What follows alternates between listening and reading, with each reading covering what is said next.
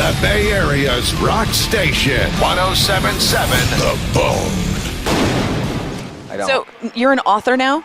No, I'm not. Well, I'm writing 2 books, a lyric book and a Headbangers Ball book. Mm-hmm. The lyric book will probably come out sooner because I have a guy helping me with that. So you had another book, though, right?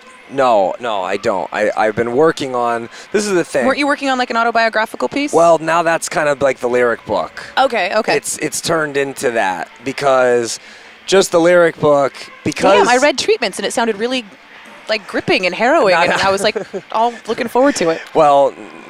No, I mean it's gonna have stuff about growing up in New Haven, Connecticut, and my father's a crazy Vietnam vet. I have some good stories of flashbacks and crazy behavior, but mostly it's just lyrics and the stories behind the lyrics.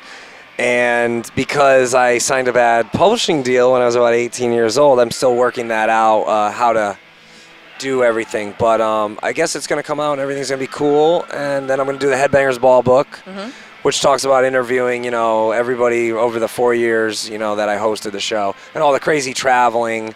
I mean, there was, You were touring and hosting the show at the same time. Flying in. That's like insane. I would play Albuquerque, get on a flight at 5:45 a.m., fly to New York, interview Deftones, fly back to Phoenix, get on stage at 11 at night. I mean, just crazy stuff. But I did it for the love of metal.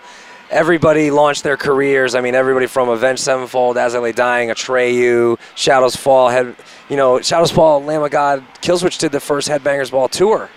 And all 3 of them, really... I was a fan of the first Headbangers Ball tour. With Ricky Rackman.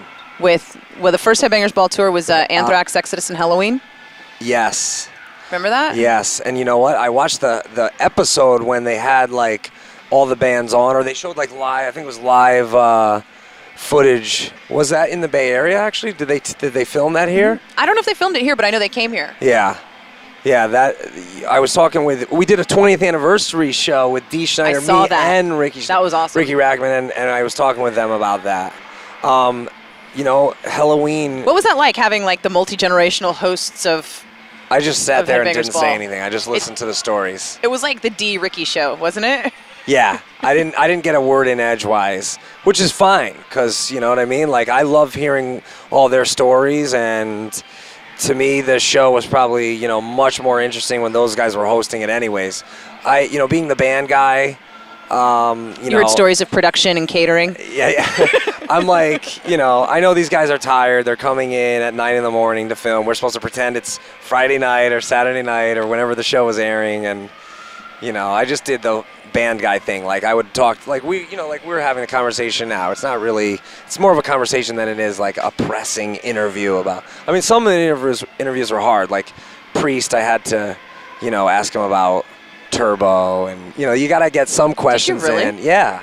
Were you but they were good. Everyone hates Turbo? What do you think? No, I didn't say that, but a lot of fans wrote me. I liked Turbo. Well, you know what? When they play that, the whole place goes nuts now. Nobody complains. That's the thing, is when it comes, this was my whole theory on Metallica. Okay, Metallica caught so much flack. Yes. Because everybody hated the new album. Everybody loved the last album or the first 3 albums. Yeah. But 10 years later, everybody loves the Black Album. Songs. Yeah. Everybody knows all those songs. Everybody's singing Sad But True. The place is going nuts. Yeah. Everybody loves Enter Sandman. Yeah, Randy Johnson was at the show yesterday, and he came out. He would pitch games. He would come out to Enter Sandman. That's how far that crossed over, into Major League Baseball.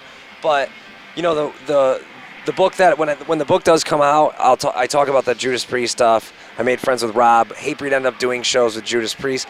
That whole thing created a lot of opportunities for Hatebreed because we were just a hardcore band. We were already a pretty big band. We had sold, on the first 2 or the second 2 records, we sold over 500,000 records. But Headbangers Ball got us into the metal world. It's amazing that Jump to TV reaches so many more people exponentially. It's crazy. How did you end up with those guys? Did you just know somebody at MTV? No, or I had heard that 500 or so people had gone and they didn't pick anyone. So I put my name in the hat, and then, they said they wanted maybe someone who was in a band who, knew everybody. So that kind of worked in my favor. But I talk about that whole process, interviewing, doing tapes. I did a tape with me and Vanilla Ice where I'm interviewing him. He had a hardcore band at one point. Well, no, he was just in town. Oh. And I said, I need to interview somebody on tape and send it to the producers. And he's Ice. yeah, do it. And so then when they saw the tape, they're like, how the hell did this guy get Vanilla Ice to do this? But so that helped my cause. They're all, he knows everybody. Get him now. Sign him. Well, I think it helped my cause, but there's a bunch of stuff. I talk about like interviewing Metallica, Iron Maiden, Slash. Bruce Dickinson was a total dick to me. That's a funny that'll be a funny chapter. Yeah, so that'll come out like next year, late next year.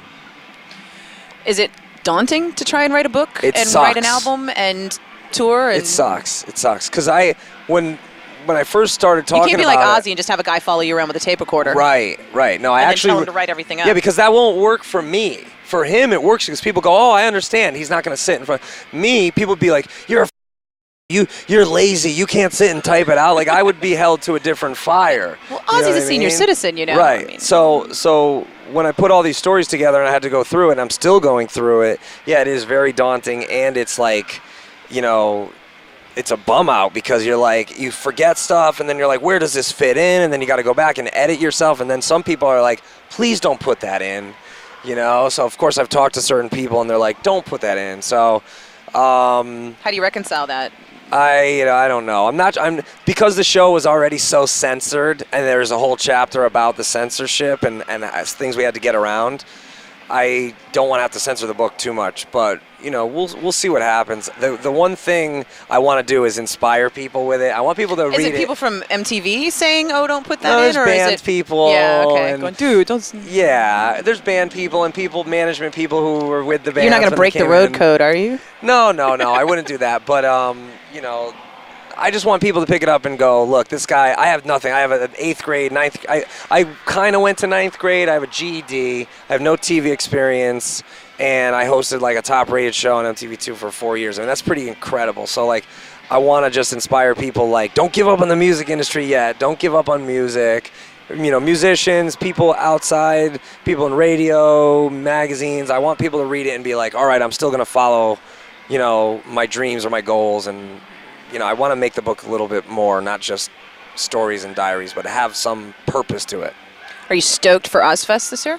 I am stoked. I am. And that we lucked out because this ends, and then I will go rehearse one night with my other guys in my other band, and then that will start the next day. So I fly to Chicago, rehearse, and then we start. 107.7 The Bone. Streaming online at 1077thebone.com.